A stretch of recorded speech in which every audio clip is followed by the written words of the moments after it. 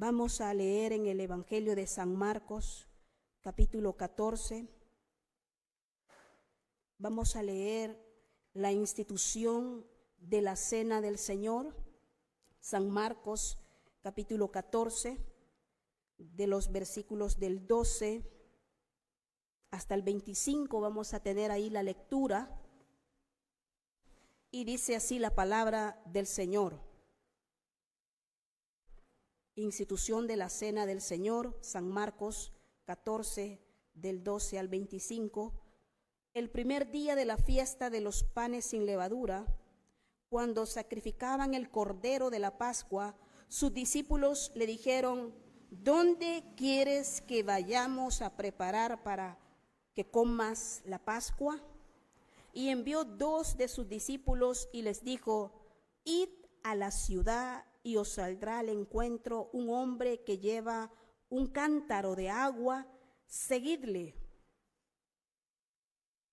Y donde entrare, decid al señor de la casa: el maestro dice, ¿dónde está el aposento donde he de comer la Pascua con mis discípulos?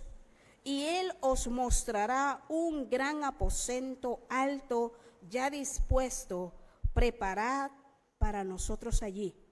Fueron sus discípulos y entraron en la ciudad y hallaron como les había dicho, y prepararon la Pascua. Y cuando llegó la noche, vino él con los 12, y cuando se sentaron a la mesa mientras comían, dijo Jesús: de cierto os digo que uno de vosotros que come conmigo me va a entregar. Entonces ellos comenzaron a entristecerse y a decirle uno por uno: ¿seré yo? Y el otro: ¿seré yo? Él respondiendo les dijo: es uno de los 12, el que moja conmigo en el plato. A la verdad el Hijo del Hombre va según está escrito de él. Mas ay de aquel hombre por quien el Hijo del Hombre es entregado. Bueno le fuera a ese hombre no haber nacido. Y mientras comían, Jesús tomó pan y bendijo, y lo partió y les dio diciendo: tomad, esto es mi cuerpo. Y tomando la copa y habiendo dado gracias, les dio, y bebieron de ella todos, y les dijo: esto es mi sangre del nuevo pacto, que por muchos es derramada. De cierto os digo que no beberé más del fruto de la vid hasta aquel día en que lo beba nuevo en el reino de Dios. Amén. El domingo anterior el pastor nos hablaba acerca de la Pascua, y sabemos que es una fiesta anual que los judíos celebraban, y dice que era por motivo de la liberación que el pueblo de Israel tuvo de la esclavitud que tenía en Egipto. Y por esa razón ya tenemos conocimiento de ello, cómo se celebró, que tenían que preparar un cordero de 1 año que no tuviese ningún defecto y que se presentara delante del sacerdote para que los levitas lo degollaran para extraer su sangre y todas sus vísceras, y así poder presentar la sangre de ese cordero como una ofrenda delante del Señor. Y también ese cordero iba a ser entregado a la familia para que la pudieran comer como una carne asada, pero habían otras instrucciones específicas que ellos tenían que cumplir rigurosamente. Ellos tenían que ya estar listos, como si ya se iban, ya colocados sus sandalias, su ropa ajustada para salir, y tenían que comerla parados. No solamente el cordero asado, sino que también tenían que agregarle hierbas amargas para recordar la esclavitud que tuvieron esos años en Egipto, porque amargaron sus corazones. Y también tenían que preparar panes sin levadura y que tenían que comerlos, y también para celebrar no solamente la Pascua, ya que esta duraba un día, sino también la fiesta de los panes sin levadura.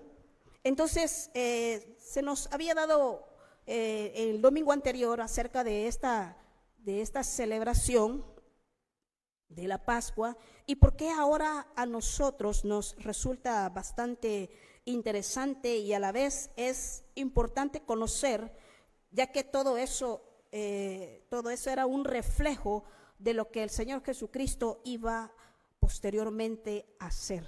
Los israelitas, al celebrar esta fiesta, tenían comunión y solidaridad entre ellos, ya que era una comida fraternal llena de simbología. Tenían que también ellos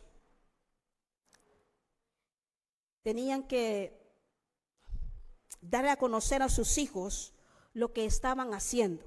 Esto es bien importante que lo recalquemos, por qué tenían que estarle trasladando esa información a los hijos, ya que cuando se deja de trasladar la información, cuando se deja de comunicar esta práctica, que no solamente era un ritual, sino también tenía un gran significado en la vida de ellos, y que no tenían que olvidar el milagro que el Señor había hecho con ellos, de darles la libertad, ya que todo eso había ocurrido por las mismas consecuencias de la desobediencia que ellos tenían. Entonces, tenemos allí que ellos tenían que trasladar esa información, decirle a sus hijos el motivo por qué se celebraba de esa manera, por qué se comía de esa forma y por qué tenía tanta simbología. Ahora vamos a nosotros a tratar con ayuda del Espíritu Santo de hablar de la Pascua a la cena del Señor, de la Pascua a la cena del Señor. Entonces, esto también es conocido, la cena del Señor, como el partimiento del pan, la Eucaristía o la comunión. También se conoce como la Santa Cena, pero nosotros vamos a usar el término la cena del Señor porque así está escrito en su palabra, la cena del Señor. Esto lo encontramos en los diferentes evangelios sinópticos. Lo leímos en Marcos, que fue el primer evangelio que se escribió, y luego está también en Mateo 26, del 17 al 29, en Lucas 22, del 7 al 23, y también lo encontramos en 1 Corintios 11, del 23 al 26. Hermana, y no está en el Evangelio de San Juan. Fíjese que el evangelista Juan registra la conversación que tuvieron en esa noche, porque los evangelios sinópticos Mateo, Marcos y Lucas describen el contenido de lo que fue la cena, ¿verdad? La preparación, que comieron, lo que el Señor les mencionó acerca de la traición de uno y la negación del otro. Pero en Juan está registrado la conversación que en esa noche tuvieron con el Señor, ya que se trataba de la última cena, ya que después de esto Jesús sería arrestado y sería pues procesado en ese Calvario que nosotros conocemos. Entonces, ¿por qué celebramos nosotros la cena del Señor? La celebramos porque es un acto conmemorativo. Ahí lo dice en su palabra. Si usted va conmigo a la primera carta de Corintios, capítulo 11, el apóstol Pablo escribe que le fue entregado de parte del Señor el hacer esta ceremonia. Primera carta de Corintios, capítulo 11, y ahí tenemos del 23 en adelante la institución de la cena del Señor. Y ahí está, y el Señor lo dijo en el Evangelio de Lucas, que hiciese esto en memoria de Él. Y es lo que el primer domingo, con la ayuda del Señor, nosotros hacemos en esta casa de oración. Haced esto en memoria de mí, lo dijo el Señor Jesucristo, y es lo que hacemos nosotros el primer domingo de cada mes, que el Señor nos permite estar en esta casa y así tener comunión con Él, pero también tener comunión entre nosotros. Ahora bien, cuando nosotros vamos al Evangelio de Lucas capítulo 22, encontramos algo que el Señor hace antes de comer la cena con ellos. Y en el capítulo 22, en el versículo 17, dijo el Señor: y habiendo tomado la copa, dio gracias. Menciono esto porque voy a hablar de algunas posturas que a lo mejor nosotros quizás no hayamos tenido cuidado de conocer, pero que el Señor nos va a hablar a través de su palabra y cómo debe de ser la actitud de nosotros al celebrar la cena del Señor. Quiero agradecer a Leo por ayudarme, pero casi siempre a mí me gusta tomar nota y hacerlo de manera impresa, pero lastimosamente por la emoción que ya veníamos, olvidé mi cuaderno y él me ha ayudado aquí, pero siento que es más práctico en mi teléfono verlo. Entonces yo aquí tengo el mensaje, no crean que estoy viendo otras cosas, sino que aquí me estoy dirigiendo para poder llevar el orden de esta prédica y así poder tener claridad en lo que se está hablando acerca de la palabra del Señor. El Señor Jesucristo tomó los elementos antes de partir el pan. Él dio gracias al Padre y luego entregó el pan a sus discípulos. Y en algunas religiones toman estos elementos y le dan otro trasfondo, el cual nosotros no lo tomamos de esa manera, porque claramente el Señor Jesucristo lo explica. Y debemos de entender que cuando el Señor da gracias, es una forma en la cual reconoce la provisión de su Padre, y que siempre nosotros debemos de tener presente que gracias a Dios nosotros tenemos ese sustento que Él nos da día a día. Y era lo que estaba haciendo el Señor al momento de dar gracias. Pero hay algunas denominaciones, como por ejemplo la religión católica, que ellos celebran la Eucaristía y esa hostia que ellos le dan a sus feligreses, ellos afirman, oiga bien, ellos afirman que literalmente esa hostia es el cuerpo del Señor Jesucristo, y que la copa, pero ahí ellos no beben la copa, solamente le dan la hostia, pero la copa que está ahí representada y que toma el sacerdote es literalmente la sangre del Señor Jesucristo.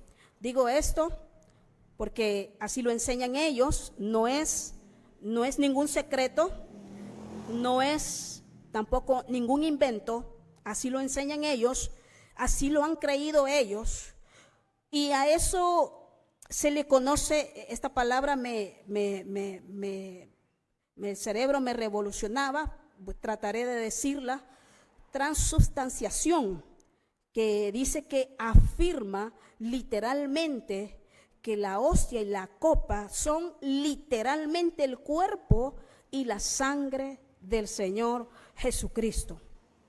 ¿Por qué ellos piensan de esa manera? Porque resulta que ellos piensan de esa manera, sí, porque el Señor Jesucristo, usted sabe que hablaba mucho con el lenguaje metafórico, y en San Juan, capítulo 6, 35, dice la palabra que Jesús dijo: yo soy el pan de vida, y el que comiere ese pan no volverá a tener hambre jamás. Entonces ellos toman ese versículo y literalmente creen que se están comiendo el cuerpo del Señor Jesucristo. Lo he dicho en una ocasión y lo voy a volver a repetir.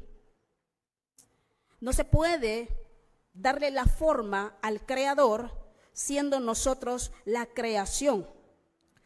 Y quiero agregar, en sentido común y razonable, no podemos tomar literalmente eso, porque el cuerpo del Señor de Jesucristo no se limita a un objeto, como lo es la representación de lo que ellos llaman como hostia, ya que no podemos decir que es el cuerpo del Señor, porque imagínese usted esta ilustración: las manos que prepararon ese alimento, muchos de estas personas no tienen vidas consagradas. Antes de que yo me casara, donde yo vivía antes, tenía un vecino que era panadero y él todos los días bebía, pero así horneaba el pan. Entonces no podemos decir nosotros que esa representación que ellos usan y le llaman hostia sea el cuerpo del Señor Jesucristo, porque no sabemos cómo fue preparado ese alimento. Entonces no le podemos dar una forma al Creador si nosotros somos su creación. Y el Señor Jesucristo no dijo eso. Él no dijo literalmente cómanme. Lo que estaba él hablando era una forma metafórica en la cual estaba haciendo que al tenerlo a él, al seguir sus enseñanzas, al escudriñar la palabra que él estaba enseñando, nosotros tenemos allí esa vida. Y no vamos a tener necesidad de otro alimento, de otra ideología, de otro conocimiento, porque la verdadera palabra es la que está llegando a nosotros y es la que él enseñó. Entonces nosotros no podemos limitar a un Dios soberano, eterno, santo, todopoderoso, a un objeto. Y para continuar el ritual que ellos hacen, todas esas hostias que quedan allí, que quedaron, porque no se les dieron quizás a todos o porque habían de más, todas esas las almacenan y las guardan. Y lo que hacen ellos es que cuando tienen estas fechas donde salen en procesiones, pasean esas hostias como algo santo según la creencia de ellos, porque allí va el cuerpo del Señor. Entonces esta es una postura en la cual nosotros no estamos de acuerdo. Y hay otra postura muy parecida a las palabras, porque en aquella le dije que era transubstanciación, y en esta consubstanciación, que es una doctrina teológica que sostiene que durante la Eucaristía, el partimiento del pan, la comunión o la Santa Cena, dice que el cuerpo y la sangre de Cristo representados en esos elementos no pierden su forma, y que además de eso, el Señor literalmente está presente. Entonces, para esta postura, el cuerpo y la sangre de Cristo coexisten juntamente con el pan y el vino, sin que estos elementos, como el pan y el vino, dejen de ser sustancias. Permanecen en su estado, y Cristo está real y físicamente presente en, con y bajo los elementos. Entonces es otra postura en la cual nosotros tampoco estamos de acuerdo, porque sabemos que el Señor Jesucristo ascendió a los cielos con un cuerpo glorificado, está sentado a la diestra de Dios Padre, y quien está entre nosotros es el Espíritu Santo de Dios. Por lo tanto, no está el Señor Jesucristo acá real ni físicamente como ellos creen, y tampoco puede agregarse la persona de Cristo en esos elementos. Por lo mismo que le digo, un Dios soberano, eterno, perfecto y santo no puede tomar la forma de un objeto. Entonces tampoco se puede validar esta postura. Ahora bien, ¿cuál es la postura que nosotros tenemos entonces, hermana? La postura que nosotros tenemos es la de la simbología. La de la simbología. Cuando nosotros tenemos en nuestras manos el elemento del pan y tenemos en la copa ese jugo de uva, es una simbología que nosotros estamos en ese momento como un acto conmemorativo, recordando que Él hace más de 2000 años atrás sufrió dolencias, sufrió por nosotros, por nuestros pecados, por nuestra maldad. Entonces nosotros, sí es cierto que ese acto, ese momento es algo sagrado, porque no se le va a restar la reverencia que debe de tener, porque es un acto en el cual nuestro corazón está teniendo comunión con el Dios de los cielos. Pero esos elementos solamente son simbólicos, y que su eficacia no está sujeta a que eso nos da a nosotros esa relación con Él, sino que lo que está allí es la fe que nosotros ponemos en Él al momento de participar de este acto precioso, simbólico, el cual el Señor entregó su vida en rescate de muchos, como lo dice así su palabra. Entonces, sabemos que el Señor Jesucristo habló en metáforas, parábolas, hipérboles, usó mucho de esto para dar enseñanzas, y no era que realmente fuese así. Cuando Él dice yo soy la puerta, no está diciendo que se convirtió en un cuadro y que se convirtió en una puerta, no, solo está diciendo que es el medio para entrar, ¿ya? Entonces, eso fue una metáfora, como para ponerle un ejemplo, ¿verdad? Usted sabe que siempre las enseñanzas del Señor tenían esa proyección, pero el significado era más profundo, más espiritual.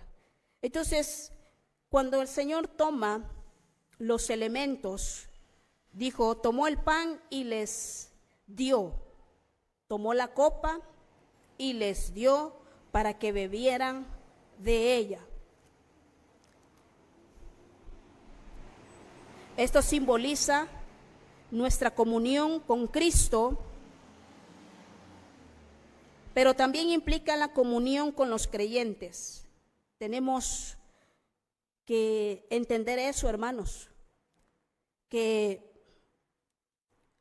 al tener esa comunión con el Padre, con el Hijo y con el Espíritu Santo, También estamos teniendo comunión los unos con los otros, ya que la palabra de Dios dice que en 1 Corintios capítulo 10, versículos 16 y 17, la copa de bendición que bendecimos, pregunta, ¿no es la comunión de la sangre de Cristo?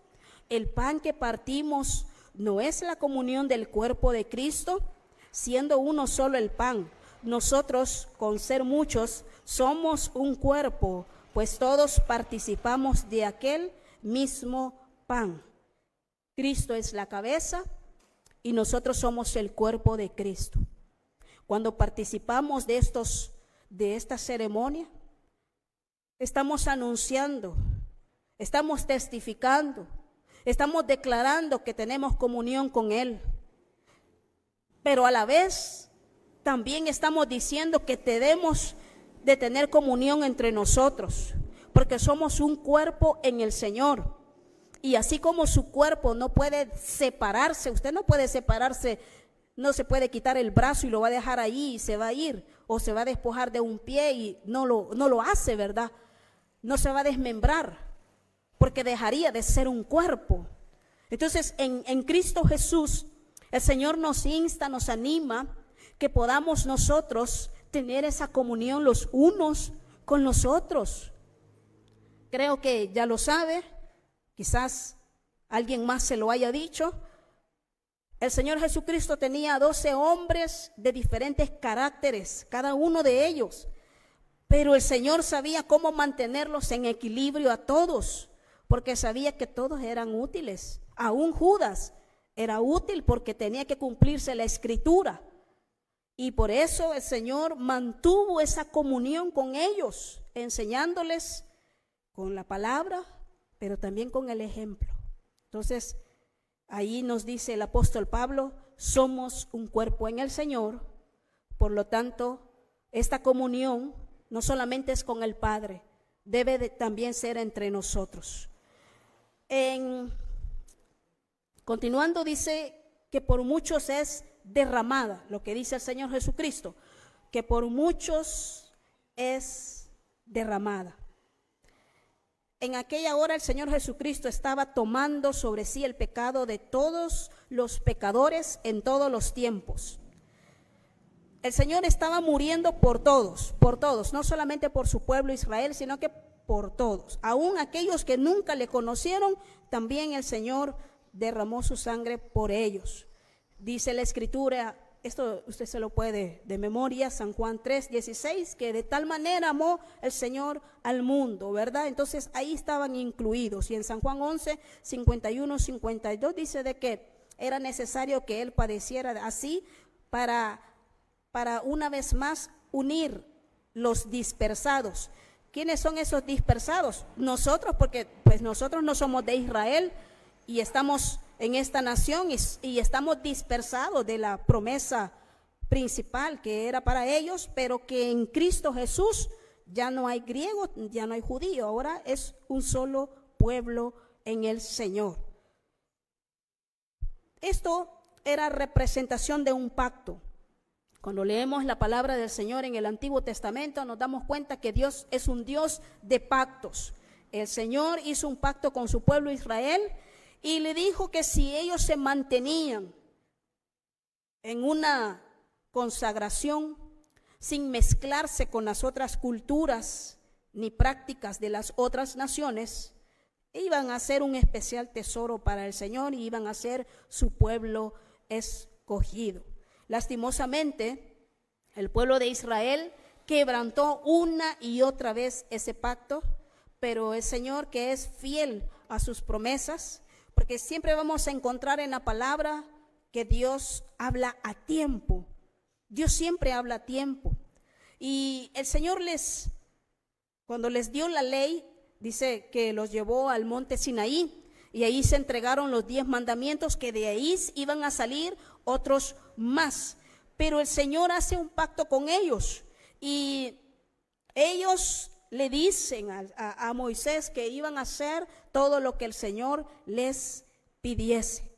Pero el Señor les advierte, y usted conoce el capítulo 28 de Deuteronomio, Los primeros 14 versículos habla acerca de las bendiciones si son obedientes al cumplir fielmente ese pacto.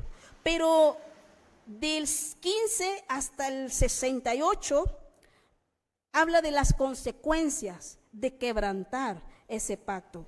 El Señor lo hizo anticipadamente, conociendo que su pueblo sería infiel. Ellos no guardaron su palabra, quebrantaron el pacto, y por eso era necesario hacer un nuevo pacto. Y es aquí donde entra la persona del Señor Jesucristo para hacer un nuevo pacto. En Jeremías capítulo 31, quiero leer porque ahí está profetizado este pacto. Y Jeremías 31, de los versículos 31 al 34, dice así la palabra del Señor: He aquí que vienen días, dice Jehová, en los cuales haré nuevo pacto con la casa de Israel y con la casa de Judá, no como el pacto que hice con sus padres el día que tomé su mano para sacarlos de la tierra de Egipto, porque ellos invalidaron mi pacto, aunque fui yo un marido para ellos, dice Jehová. Pero este es el pacto que haré con la casa de Israel. Después de aquellos días, dice Jehová, daré mi ley en su mente y la escribiré en su corazón. Y yo seré a ellos por Dios, y ellos me serán por pueblo. Recuerde que cuando se dio los 10 mandamientos, el Señor los transcribió en una roca, y luego se le presentó al pueblo, pero ellos pues olvidaron ese pacto que tenían con el Señor, y una y otra vez, como lo narra no solo la historia, sino también la palabra de Dios, que el Señor tuvo paciencia para que ellos se arrepintiesen, y así la tiene con cada uno de nosotros también, para que nosotros podamos entender que Él sigue siendo Dios eterno, soberano, y que nosotros somos los necesitados de Él. Ese nuevo pacto se cumple en la persona del Señor Jesucristo, ya que esto es bien profundo y a la vez es largo, hermanos. Yo he estado viendo y he estado estudiando, y todo lo que se planteó en el Antiguo Testamento, todo eso lo cumplió el Señor Jesucristo. Algo que me llamaba bastante la atención es que antes de celebrar la Pascua, en el día 10 al 13, porque el 14 se celebra la Pascua, esos días se cuida a ese corderito que se va a sacrificar. Me llamaba bastante la atención el paralelismo que hacían estos estudiosos de la vida de Cristo. Cuando él es llevado ante el pretorio y es enjuiciado. Recuerde que antes no existían los vehículos, no tenían esos medios de transporte que nosotros ahora tenemos, y al Señor lo llevaban de un lugar a otro a pie, y eso implicaba no solo horas, días también. Y me llamaba tanto la atención que uno de los requisitos que hacen para tomar este cordero es que fuese perfecto, que no tuviese ningún defecto, no tuviese nada que fuese, no estuviera mayugado, no estuviera herido, no estuviera rasgado, no tuviera ninguna imperfección. Y me causó tanta impresión que en este estudio, cuando el Señor Jesucristo lo llevan ante Pilato, Pilato lo interroga y luego sale para dar su declaración y dice: yo no encuentro ningún mal en este hombre. O sea, estaba dando por sentado que era perfecto, era el cordero perfecto para presentarlo como sacrificio ante una humanidad pecadora. Entonces yo dije, wow, no puedo, o sea, el Señor Jesucristo ha cumplido la ley. Por eso Él dijo claramente: yo no he venido a quitar, yo he venido a cumplir la ley. Y esas fueron las palabras de Él. Entonces, Regresando a Primera de Corintios, que donde está la institución de la Cena del Señor, dada al apóstol Pablo, dice en el 11:25, asimismo tomó también la copa después de haber cenado, diciendo, esta copa es, mire lo que dice él, el nuevo pacto en mi sangre. Haced esto todas las veces que la bebiereis en memoria de mí. Entonces ahí está diciendo él, este es el nuevo pacto. Porque el pacto anterior ¿qué pasó? No fue eficaz, no funcionó. No que no funcionara, estaba perfecto. El detalle es que en el pacto anterior habían dos partes, la parte de Dios, la perfecta, y la parte del pueblo de Israel. Dios cumplía su parte. Quien no cumplía era el pueblo de Israel. Entonces era necesario un nuevo pacto. ¿Por qué? Porque si no, nosotros estaríamos en la misma situación que el pueblo de Israel, quebrantando el pacto. Por eso en este nuevo pacto el Señor Jesucristo toma ambas partes, la de Dios y la de nosotros. Por eso es un nuevo pacto. Por eso no puede ser quebrantado ni invalidado, porque Él lo está cumpliendo y es perfecto. Y lo cumplió así como el Señor lo estaba demandando. Un cordero sin manchas, un cordero perfecto, que no tuviera ningún defecto, que estuviese así, apto para poderlo presentar y poder así. En el antiguo pacto, cuando se le entregaba el cordero a las familias para que pudieran cenar, también se les entregó una porción de la sangre para que ellos la pusieran en los dinteles y en los postes de las puertas, para que cuando pasase el terror de la noche, que era la plaga 10ª, que se llevaría a los primogénitos, pasara por alto. Y eso es lo que significa la Pascua, pasar por alto. Entonces, cuando veía que estaba esa sangre en los dinteles, pasaba por alto y perdonaba la vida del primogénito de esa familia. En el nuevo pacto, la sangre de Cristo perdona multitud de pecados. La sangre de Cristo nos perdona, nos limpia de nuestros pecados, de nuestras rebeliones. Ellos tuvieron que ponerla en la entrada de sus puertas. Nosotros confesamos, como lo dice Romanos, que si creyeres en tu corazón y confesares con tu boca que Jesús es el Señor, serás salvo. En ese momento pasa algo espiritual y la sangre de Cristo que fue allí derramada en ese madero, automáticamente llega a nosotros espiritualmente y nos limpia de los pecados que pudimos haber cometido en esta vida. Entonces, en 2 de Corintios también habla de ese nuevo pacto, 2 de Corintios capítulo 3, y ahí habla ministros de un nuevo pacto. Entonces, nosotros ahora estamos ligados, por decirlo así, al nuevo pacto que es en el Señor Jesucristo.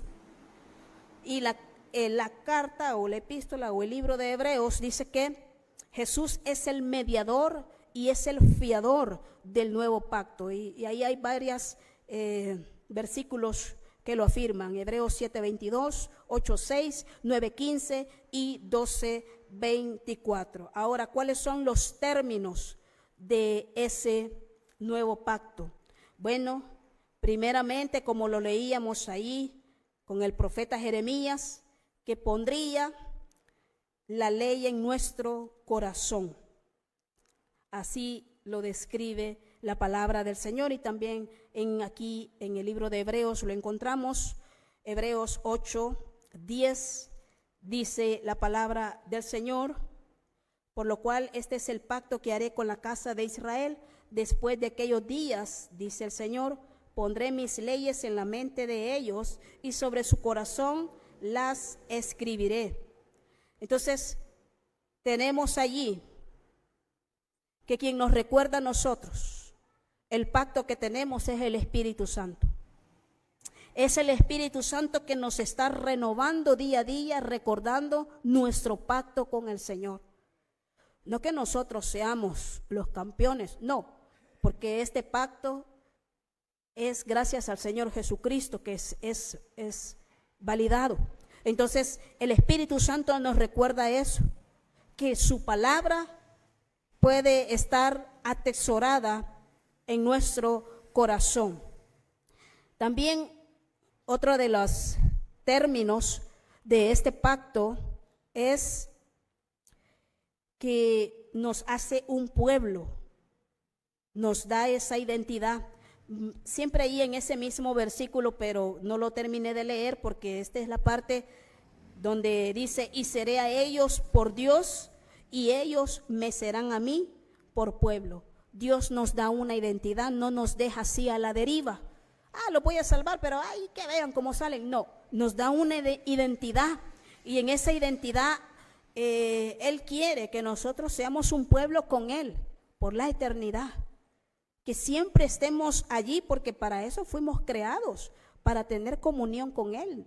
Dios no estaba aburrido y dijo: voy a hacer a un ser humano. No, Él desde el momento que pensó en hacernos, también creó todo el plan, y entre ese plan Él quería un pueblo que pudiese tener comunión con Él, poder hablar, poder comunicarse, poder relacionarse, cosa que no hace con los ángeles. Los ángeles han sido creados por el Señor para cumplir órdenes, para sujetarse, para obedecer, para servirle. El ser humano, Dios lo creó para comunión, para tener armonía, para tener una familia. Entonces, por eso era bien importante que hacer otro nuevo pacto, y gracias al Señor que así fue.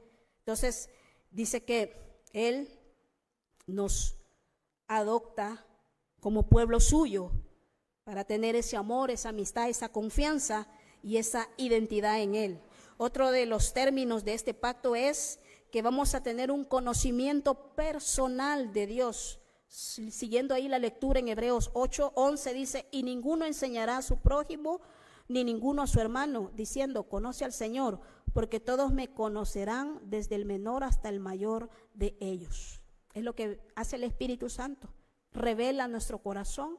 Cuando usted escudriña las Escrituras, usted las lee, usted está en un estudio, está meditando, está reflexionando en la palabra de Dios, el autor de la palabra viene y le revela lo que quiere decir, lo que está significando eso que está ahí escrito.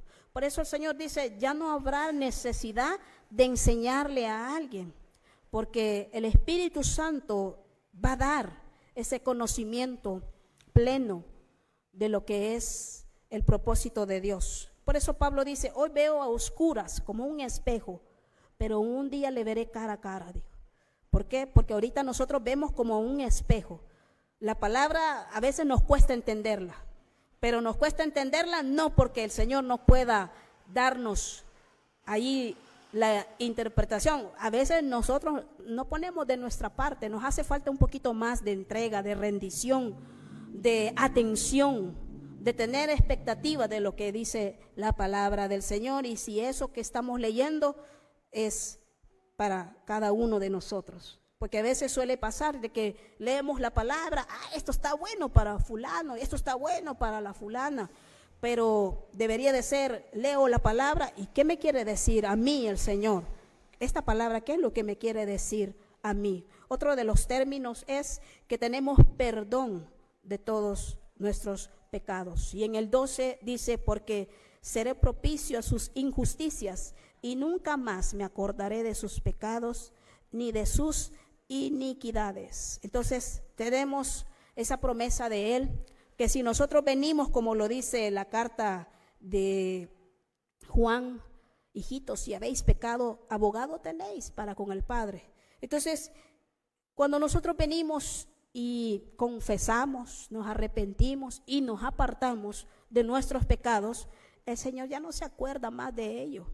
La gente sí va, porque es más, si lo conocieron a uno en el mundo, la gente, pero usted era tal cosa, yo me acuerdo que usted andaba por allá. La gente, pero el Señor no. El Señor borra nuestros pecados, porque la sangre de Cristo ha venido y nos ha limpiado. Dice la Escritura, el que está en Cristo, nueva criatura es. Las cosas viejas pasaron, he aquí, todas son hechas nuevas. Entonces tenemos el perdón de pecados. Y para ir ya concluyendo, la cena del Señor también anuncia su segunda venida. Primera de Corintios 11, versículo 26 dice: así pues, todas las veces que comieres este pan y bebieres esta copa, la muerte del Señor anunciáis, hasta que Él venga. Es un mandato de parte de Dios participar de la cena del Señor. Hay personas que tienen la creencia que hasta que estén bien van a tomar la cena del Señor, pero es que ninguno de nosotros todavía ha llegado a esa perfección. Seguimos fallando. Si no lo hacemos de una manera, lo hacemos de otra manera, pero todos de alguna forma le fallamos al Señor. Por lo tanto, hay pautas cuando se celebra la cena del Señor. Usted sabe que cuando nos están acá ministrando, hay un espacio donde dice, y la palabra lo dice, examínese cada uno. Y esa es la parte donde cada uno, ¿sí?, va a dejar de ver a su alrededor y se va a mirar internamente y va a decir, bueno, yo he hecho esto o hice aquello, o yo todavía no he dejado o no he renunciado a esto. Por eso la palabra dice, examínese cada uno. ¿Por qué? Porque si nosotros lo hacemos deliberadamente, sin discernir, como lo dice acá, el cuerpo del Señor, juicio atraeremos para nosotros. Si es cierto que les hablé de estas posturas, que el elemento del pan y el vino, o la copita, donde nosotros tenemos el jugo de uva, solo es una simbología, pero eso no le va a restar la reverencia de lo que significa. Alguien pagó el precio por nosotros. Alguien, y ese alguien es Jesús. Él murió, no debía nada, Él no hizo nada, Él estaba bien allá en la eternidad, pero lo hizo por amor. Entonces, acá la Escritura nos dice y el Espíritu Santo nos recuerda, cuando la tomemos, examinémonos cada uno. Veamos cómo estamos delante del Señor. Preguntémosle al Espíritu Santo, ¿cómo estoy? Lo que hice, a mi parecer, yo creo que fue bueno, pero eso puede ser a nuestro parecer. Pero ¿qué dice la palabra? Por eso la palabra es el espejo del alma. Veámonos en este espejo y Él nos va a decir realmente cómo estamos. Si estamos despeinados, si tenemos alguna mancha, si no nos pusimos bien la ropa, este espejo nos lo va a decir espiritualmente. Entonces, por eso, cada uno dice, examínese, pero no podemos dejar de tomarla, porque la Biblia no nos dice eso. Dice que lo hagamos, porque cuando lo hacemos, como les decía al inicio, tenemos comunión con Él, tenemos comunión entre nosotros, porque somos el cuerpo del Señor. Estamos anunciando la segunda venida del Señor, porque dice que hasta que Él regrese, volverá a tomarla, pero volverá a tomarla allá, en el reino de los cielos. Y por eso Él no nos dice, no la tomen. Él nos anima, pero antes de hacerlo, examinémonos, dice Él. Y por eso es bien necesario, hermanos, yo quise darle continuidad a lo que el pastor habló acerca de lo que era la Pascua y cómo esto significó mucho para el pueblo de Israel y todavía, ¿verdad? Ellos dejaron de celebrar estas fiestas, pero se están preparando otra vez para volverla a celebrar, pero nosotros sabemos que todo eso es un reloj que está marcando y eso nos recuerda que Cristo viene pronto. Él viene pronto y debemos de estar listos, debemos de estar preparados, debemos que yo creo que debemos de ya ir viéndonos nosotros personalmente cómo estamos. Ya no es de estar viendo, es que aquel no viene, es que aquella no sé, que no, ya es de personalmente cada uno, hermanos. Esta tierra está demandando y se está llevando a la gente. Así se la está llevando, ya sea por edad, ya sea por accidente, por lo que sea, pero el tiempo se nos está terminando. Y si nosotros no estamos a cuentas con el Señor, y si nosotros no estamos cumpliendo lo que la palabra de Él nos está diciendo que hagamos, entonces eso nos convierte y que estamos en una rebeldía. Al no cumplir lo que dice la palabra de Dios es estar en una rebeldía, y eso es lo que no quiere el Señor, que estemos en eso. Así que el llamado es para todos, para que todos podamos examinarnos y podamos decirle al Señor, ayúdame porque en esta área me está costando y es la que necesito fortalecer. Quizás entre nosotros, yo creo que una de las cosas que más nos cuesta como iglesia es tener esa comunión entre nosotros. No digo que no haya comunión, sí la hay. El detalle es que no la tenemos entre todos, ¿ya? Y seamos sinceros, porque no la tenemos entre todos. Y en el cielo no vamos a estar así. Dios no va a hacer allá aquellos que se vayan para allá y esto. No, el Señor a todos nos va a tener congregados en un mismo lugar. Y para llegar a eso vamos a tener que cumplir todos los requisitos que ya su palabra nos está señalando. Entonces, pidámosle al Señor, porque personalmente yo en esta área es la que más me cuesta, en la comunión entre todos. ¿Por qué? Porque somos diferentes, todos somos diferentes, pero aún así Dios nos acepta, nos ama y nos tiene en este lugar. Y yo personalmente es una de mis oraciones personales: Señor, ayúdame a poder mirar como tú los miras, a poderlos amar como tú los amas, a poderlos aceptar como tú los aceptas. Entonces esa es mi oración. Yo le digo, Señor, ayúdame.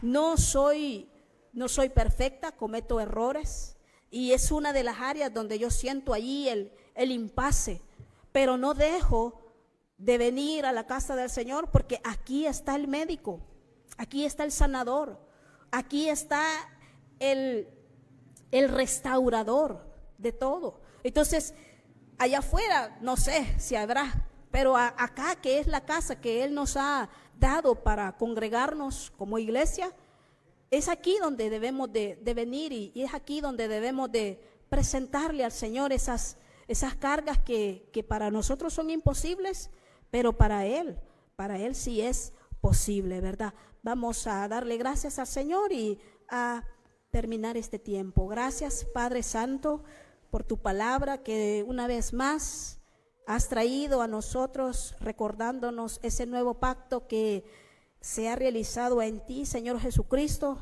No pudo haber sido de otra manera, porque no la hay. Solamente así era posible que tú hicieses esa reconciliación entre Dios el Padre y nosotros. Hay un gozo que no puedo parar, hay un gozo que no puedo parar, hay un gozo que no puedo parar, hay un gozo que no puedo parar.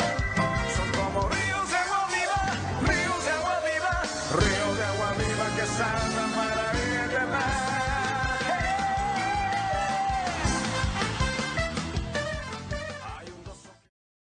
Hay un gozo que no puedo parar.